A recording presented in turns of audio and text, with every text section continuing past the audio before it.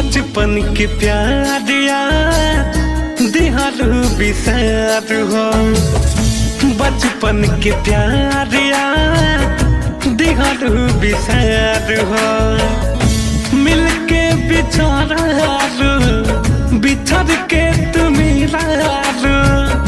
मिलके बिछड़ारू बिछड़ के तुम मिलारू।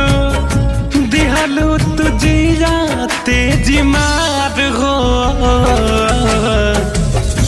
बचपन के प्यार यार दिहालू बिसार हो। बचपन के प्यार यार दिहालू बिसार हो।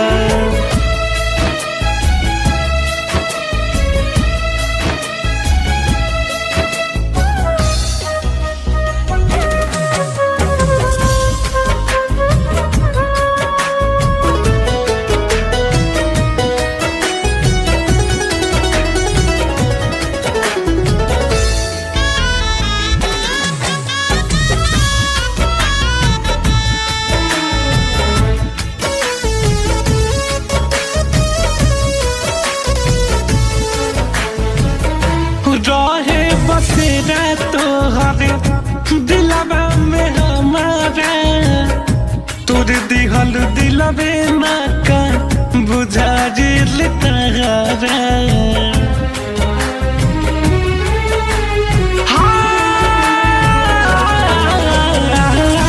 रहे बसेरा तोहरे दिलवा में हमारा। तोर दिहल दिलवे ना बुझा दिल का तारा। तारा सोचल सपनवा तोरे दिहलू हमार हो। तारा सोचल सपनवा तोरे दिहलू हमार हो। बचपन के प्यार यार दिहलू बिसार हो। बचपन के प्यार यार दिहालू बिसार हो।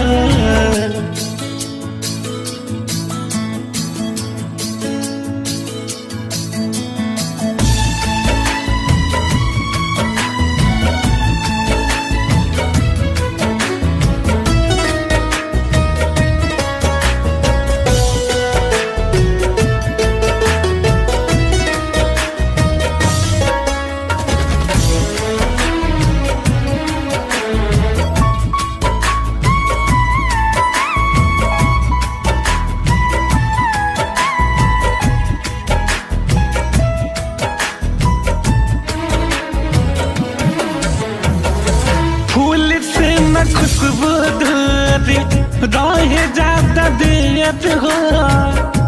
अमिती जाना रे कहे आ जाई तू फेर हो।